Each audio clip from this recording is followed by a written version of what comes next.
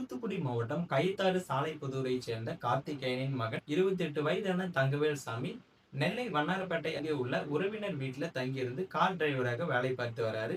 இந்த நிலையில எதிர் வீட்டில் வசித்து வந்த ஆட்டோ டிரைவர் சுப்பையாவின் மனைவி 33 வயதான பார்வதியுடன் பழக்கம் ஏற்பட்டிருக்கு. 2 மகன்களின் தந்தையான தங்கவேல்சாமிக்கும் 2 மகன்களின் தாயான பார்வதிக்கும் ஏற்பட்ட இந்த நெருக்கமான உறவு நாளடைவில் கள்ளக்காதலாகவும் மாறியிருக்கு. இருவரது குடும்பத்தினரும் இதை கண்டித்து அவர்களை உடனடியாக தொடர்புகளை களைவதற்காக அழைத்து பேசியிருக்காங்க. இதையடுத்து பார்வதி தனது வீட்டை விட்டு வெளியேறி தங்கவேல்சாமியுடன் சென்றிருக்காங்க. அடுத்த நாள் காலையில பாத்தீங்கன்னா தங்கவேல்சாமி பார்வதியை சேகரன்பட்டினத்திற்கு காரில் அழைத்து சென்றிருக்காங்க. அங்கு இருவரும் வீட்டிற்கு திரும்பியிருக்காங்க. நம்மை பிரித்து விடுவார்கள் என்று கூறி தர்க்க முடிவும் எடுத்திருக்காங்க. அதன்படி பாத்தீங்கன்னா பூச்சிக்கொல்லி மருந்தை குடித்து இருவரும் வாயில் நுரை தள்ளியபடி குலசேகரன்பட்டி போலீஸ் நிலையம் வந்திருக்காங்க. போலீசாரிடம் தாங்கள் விஷம் குடித்து விட்டோம், காப்பாற்றுங்கள் என கதறியும் இருக்காங்க.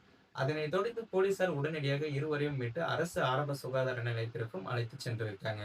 அங்க பாத்தீங்கன்னா முதலுதவி அளிக்கப்பட்ட பின்னர் அவர்களை மேல் சிகிச்சைக்காக திருச்செந்தூர் அரசு மருத்துவமனைக்கு அனுப்பியிருக்காங்க. ஆனால் வழியிலேயே தங்கவேல்சாமியும் பார்வதியும் பரிதாபமாக உயிரும் இழந்திருக்காங்க. இந்த சம்பவம் குறித்து குலசேகரன்பட்டினம் போலீசார் வழக்கு பதிவு செய்து விசாரணையும் நடத்தி வராங்க. இந்த கள்ளக்காதல் தற்கொலை சம்பவம் அந்த பகுதியில பெரும் பரபரப்பை ஏற்படுத்தி இருக்கு.